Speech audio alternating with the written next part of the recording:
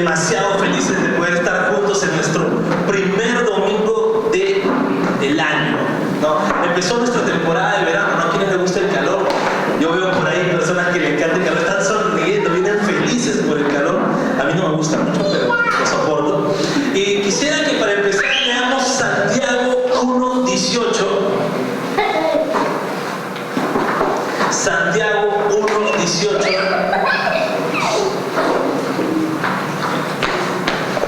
¿Ok? La palabra dice: en el ejercicio de su voluntad, Él nos hizo nacer por la palabra de verdad para que fuéramos las primicias de sus criaturas. Acompáñenme a orar, por favor. Gracias, Padre, por tu palabra. Gracias, Señor, porque permites que aprendamos más de ti. Permites que aprendamos de tu santa y bendita palabra, Dios Todopoderoso. Gracias por todo lo que nos vas a enseñar y que sea tu Espíritu Santo guiándonos en el nombre de Jesús. Amén. Ok, hemos empezado un nuevo año y es un clásico en las redes sociales ahora ver los memes cantianos: bienvenido 2020, bienvenido, ¿no? Ya el 2019 pasó. Todos quieren empezar con el pie derecho, pero ya incluso desde la partida de las 12 de la noche del primero, empezaron también a salir los memes que decían malogré mi 2020-2021 con fuerza. ¿Ok? Ya empezaron a salir, ¿no? Ya empezaron 2021 con fuerza, o ya estamos a una semana de 2020 y dicen, no, ya la dieta ya fue, todo para el 2021. Ya empiezan los memes. Ahora, en el círculo cristiano, ¿ok? En el círculo cristiano ya hay iglesias que empiezan con una temporada y le llaman el mes de las primicias. ¿Ok? Hay iglesias que desde hoy lo empiezan a celebrar y yo quisiera hablar un poco de ello. En Éxodo y en Deuteronomio nos habla de que Dios mismo mandó que cuando el pueblo de Israel llegue a la tierra prometida, entregar las primicias de los frutos que recojan en la tierra prometida en agradecimiento a Dios. Pero no fue la única fiesta o la única festividad que mandó. El pueblo de Israel tenía 3 festividades al año importantes. Era la fiesta de los panes sin levadura, la fiesta de las primicias, y luego al final del año la fiesta de la siega, la fiesta de la cosecha final. Y como referencia pueden leerlo, no lo vamos a leer ahorita porque sería mucho, en Éxodo 23 del 14 al 16. Esas eran las 3 fiestas que Jehová mismo mandó para que el pueblo de Israel celebrara. Ahora vamos a centrar en lo que normalmente se debe celebrar las iglesias, que es las primicias. Ahora, estos eran primeros frutos que se llevaban a la casa de Dios. Ahora, como casa de Dios, tenemos que tener referencia o el tabernáculo de reunión o el templo de Jehová. Y se entregaban al sacerdote, que por ende el sacerdote era uno de la tribu de Leví. ¿Ok? Retengamos bastante estos elementos, ¿no? Era en la casa de Jehová, o sea, en el tabernáculo del templo, y era para el sacerdote, que tenía que ser un levita, sí o sí. Y lo que le traían al sacerdote era una gavilla. ¿Qué es una gavilla? Un atado. Cuando uno va al mercado y compra, ¿no? De repente, los que crían bueyes o conejos, ¿no? Compran una gavilla o un atado de alfalfa, o agarran una gavilla de beterraga y se la llevan. Es un atado, lo que traían los primeros frutos era un atado, una gavilla, y se lo daban al sacerdote. El sacerdote, que hacía, mecía la gavilla y luego lo presentaba delante de Dios. Muy aparte de esa primicia, traían una ofrenda para sacrificar. O sea, la primicia no era la ofrenda. Quiero que tengamos esto. La primicia no era una ofrenda. La ofrenda luego traían para sacrificar la ofrenda. Eso lo pueden leer en Levítico 23 del 12 al 13. Sé que lo están apuntando. Otra de las normas que se seguía en la fiesta de las primicias era una dieta de alimentos. ¿A quiénes les gustan las dietas? A mí no. Ok, pero era una dieta de alimentos. En Levítico 23:14 menciona todo lo que se restringía. Otra de las normas para la fiesta era un feriado, un día no laborable.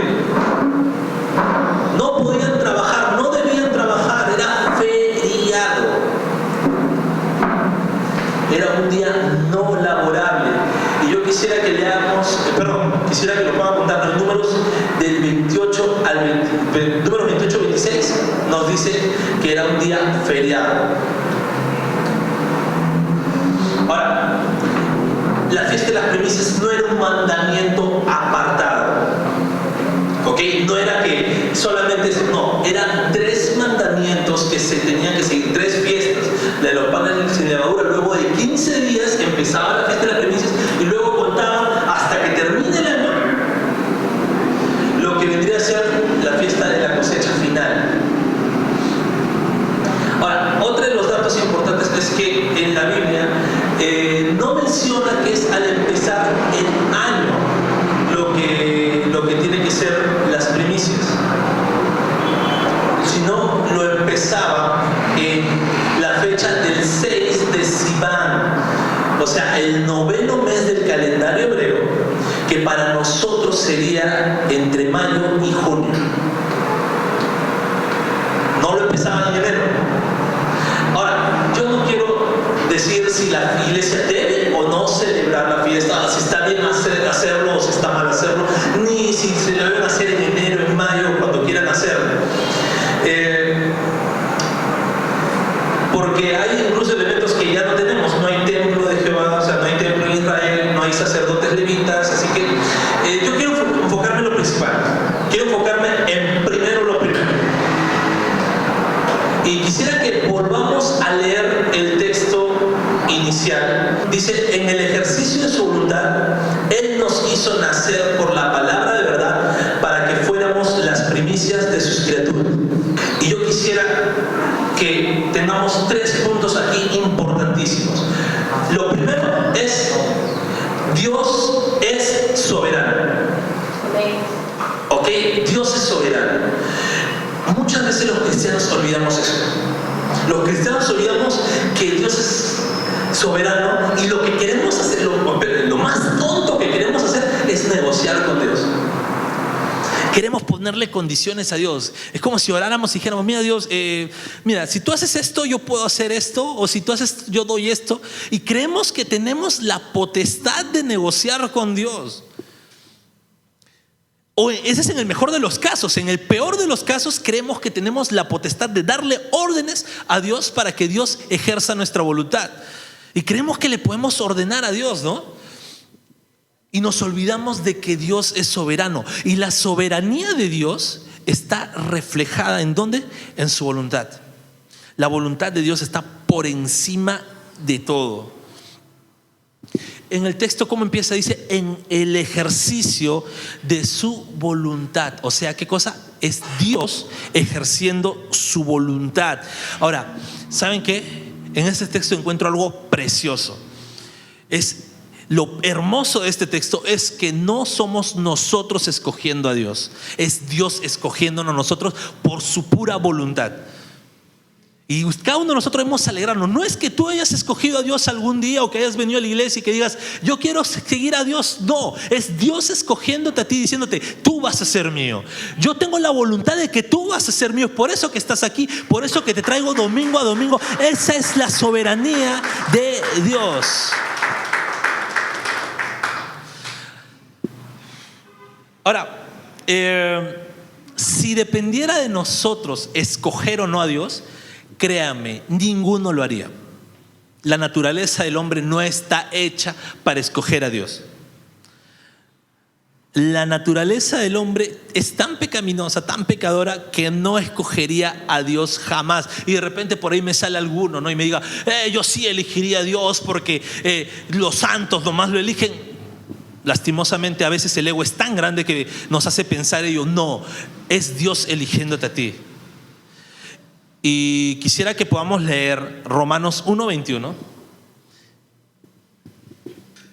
Romanos 1:21 dice: pues habiendo conocido a Dios, no le glorificaron como a Dios, ni le dieron gracias, sino se envanecieron en sus razonamientos, y su necio corazón fue entenebrecido.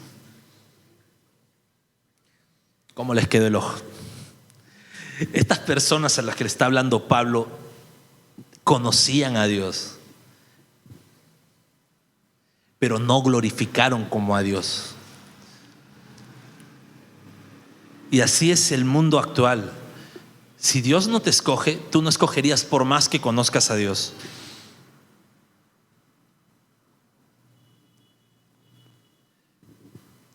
Pero en la Biblia sí me habla en muchos pasajes que es Dios escogiéndome.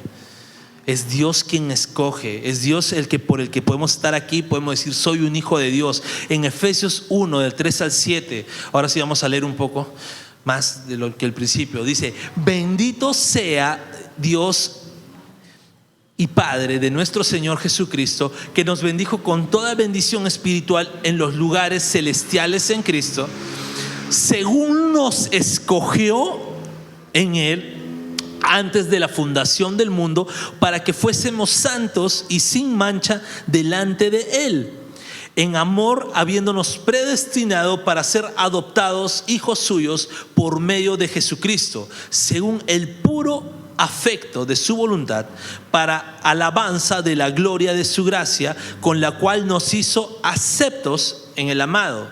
Versículo 7: en quien tenemos redención por su sangre, el perdón de pecados según la riqueza de su gracia. Primero lo primero, no elegiste tú a Dios, es Dios eligiéndote a ti.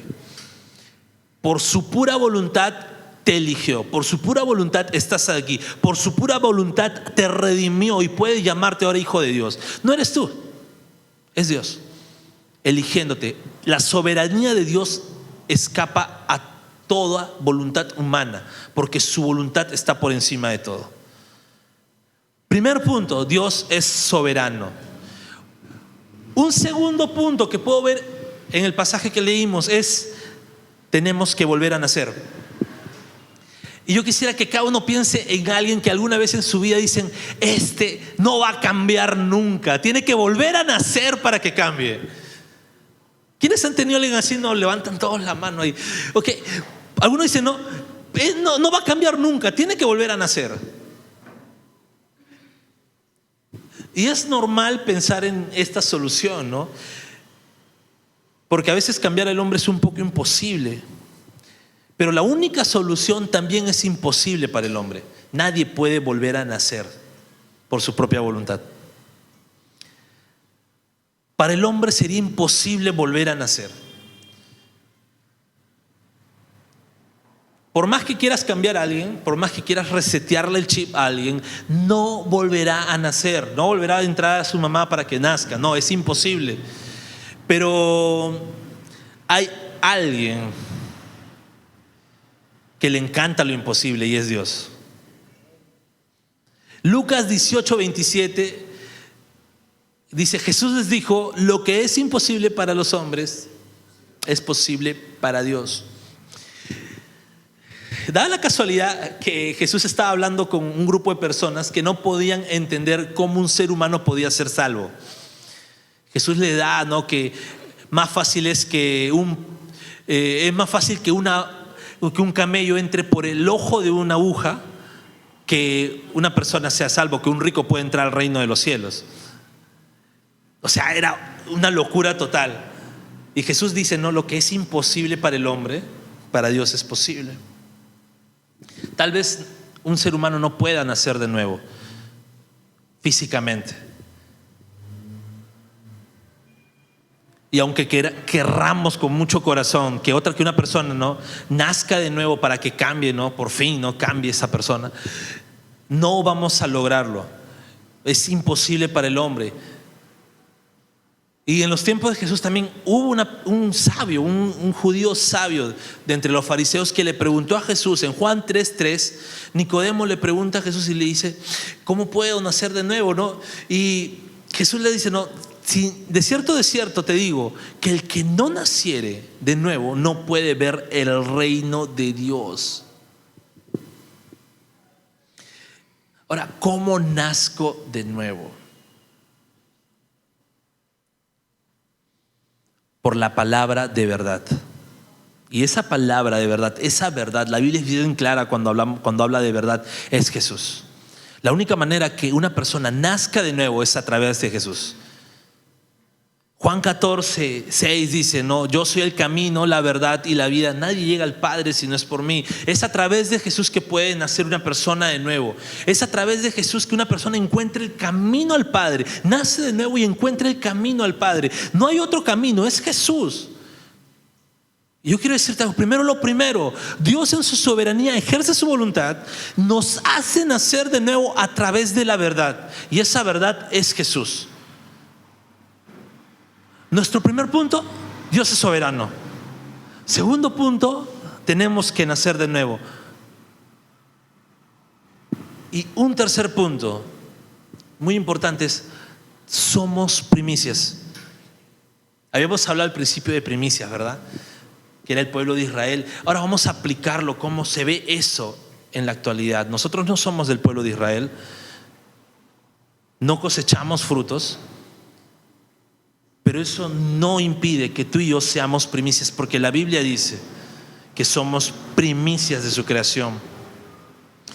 Toda la Biblia, nosotros siempre en Bread Life decimos que toda la Biblia habla de un personaje principal y un tema principal. El personaje principal es Jesús, el tema principal es el reino de Dios. Entonces todo tenemos que llevarlo siempre a la luz de Jesús, a la luz del reino de Dios. Y si bien es cierto, en la Biblia podemos aprender de la cultura del pueblo de Israel, podemos aprender de sus tradiciones.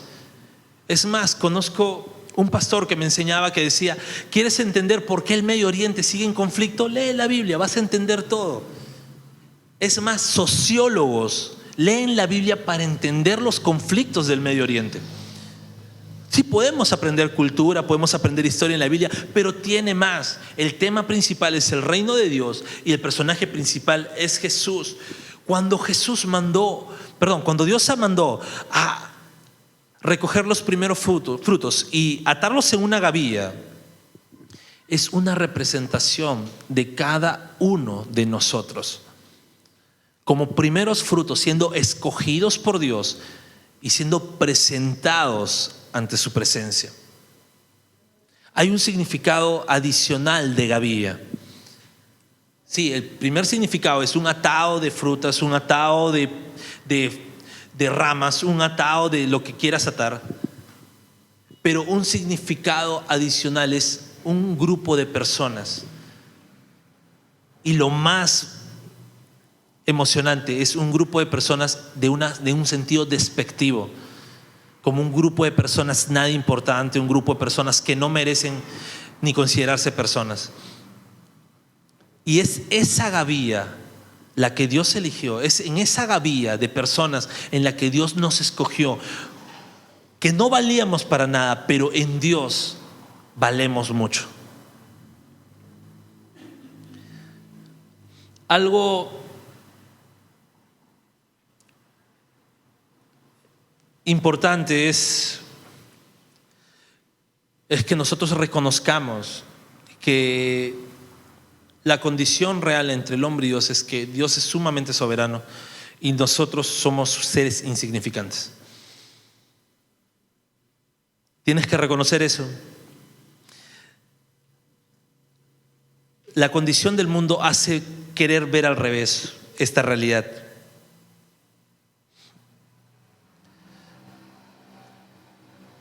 El mundo rechaza a Dios. El mundo rechaza a Dios por completo. Y en esa realidad vemos cómo va el mundo.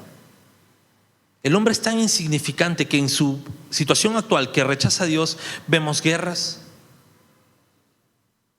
vemos pobreza, vemos conflictos, vemos egoísmos, vemos asesinatos, vemos contaminación en el mundo, vemos deforestación. Hay tantas cosas que podemos ver.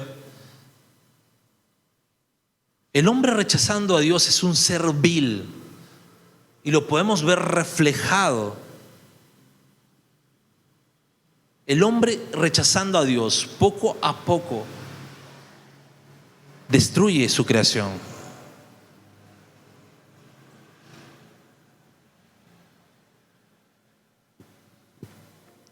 Podemos ver lugares de selvas vírgenes, lugares donde no ha pisado el hombre, donde el hombre no ha plantado su imperio. Y podemos ver lugares hermosos, limpios, sin presencia del hombre. Pero cuando el hombre llega, destruye todo. El hombre rechazando a Dios siempre causa desastres.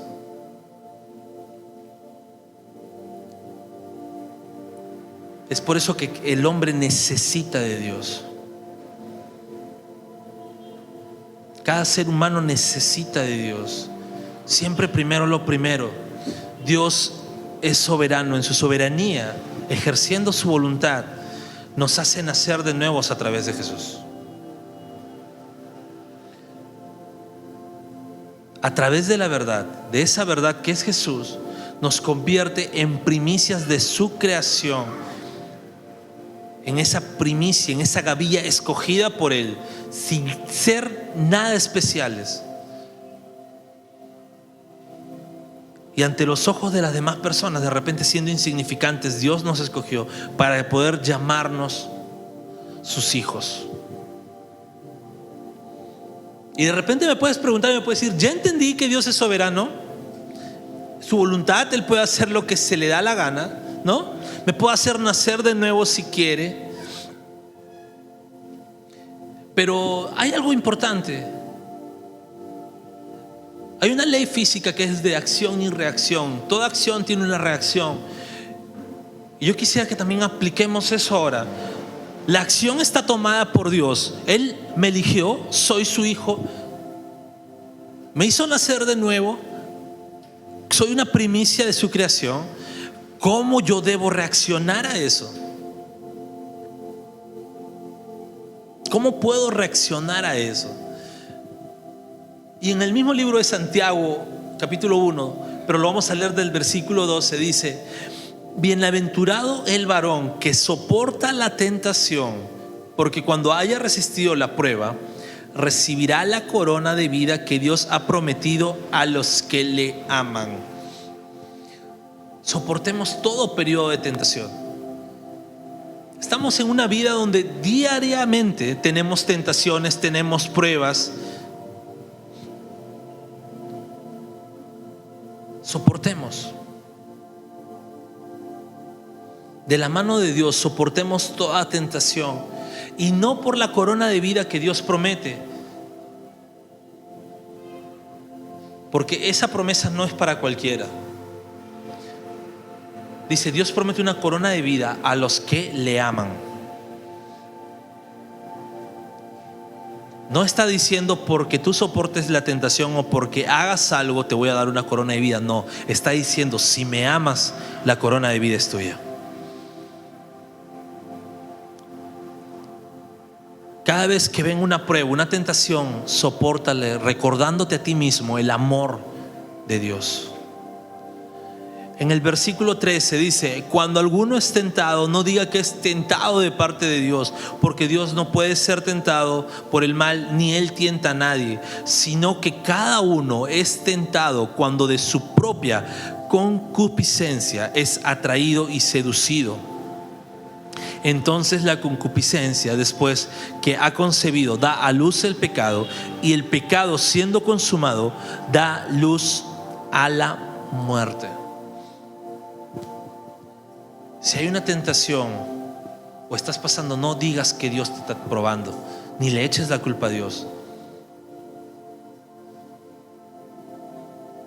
Recuerda que aún somos seres humanos, aún tenemos este cuerpo de carne y hueso, y en ese cuerpo aún puede habitar el pecado. Reconoce que puedes caer en algún momento en pecado, pero aférrate a Dios. No des a luz al pecado. Si te viene algún pensamiento malo, pues resístelo.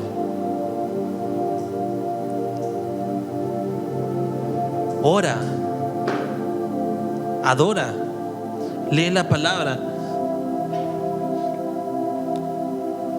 No le eches la culpa a Dios. No digas, Dios, ¿por qué me mandas esta prueba? Es más, algunos hasta dicen, no, Dios me manda ángeles para probarme, ¿no? Ángeles para tentarme. No, Dios no te está mandando eso. Eres tú que tienes que aprender a voltear, que tienes que aprender a mirar a otros lugares, tú que tienes que aprender a controlar tus deseos, tú que tienes que aprender a controlar tu mente, tú que tienes que aferrarte a Dios y a través del Espíritu Santo puedas recibir esa fortaleza. Versículo 16 dice: amados hermanos míos, no erréis.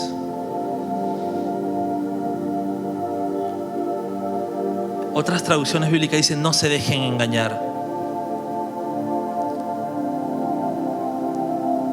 Versículo 17: toda buena dádiva y todo don perfecto desciende de lo alto, del Padre de las luces, en el cual no hay mudanza ni sombra de variación. Y nuevamente el 18: Él, de su voluntad, nos hizo nacer por la palabra de verdad, para que seamos primicias de sus criaturas. Dios es completamente soberano. Su voluntad se va a cumplir sí o sí. No hay nada que puedas hacer para evitar la voluntad de Dios. No hay nada.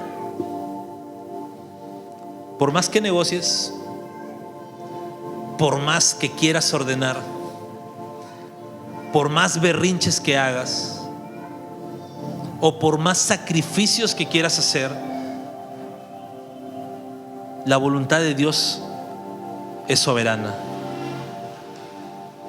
Pero hay algo bien interesante, ¿no? Debemos tener la paz y la tranquilidad y el descanso, que la buena voluntad de Dios es agradable y perfecta.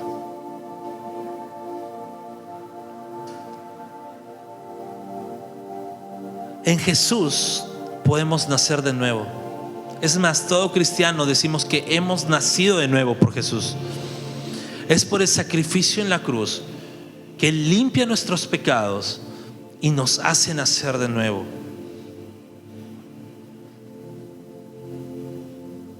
Es reconocer que en lo que dice en su palabra, que es verdad, y reconocer que Jesús es nuestro Salvador.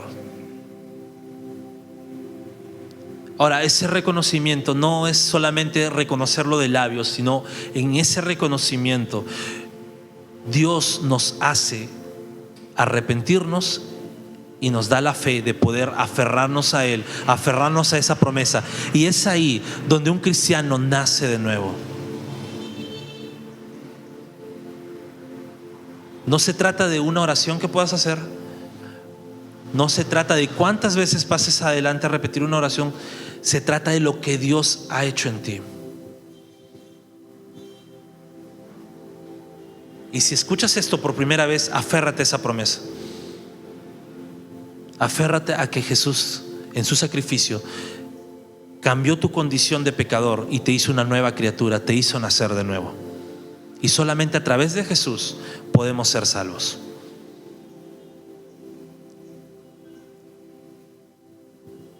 Y saben, tú y yo podemos ser primicias de Dios. Es más, somos primicias de su creación. Somos primicias de lo que Dios ya recogió. Pero hay algo bien importante. Aún hay mucha mies allá afuera. Aún hay muchas personas que no conocen la palabra de Dios. Hay muchas personas por las cuales nosotros debemos trabajar en la obra. Debemos predicar y debemos compartir el mensaje del Evangelio. No descansar, sino constantemente predicar el Evangelio. Y así cada vez esas primicias vayan creciendo.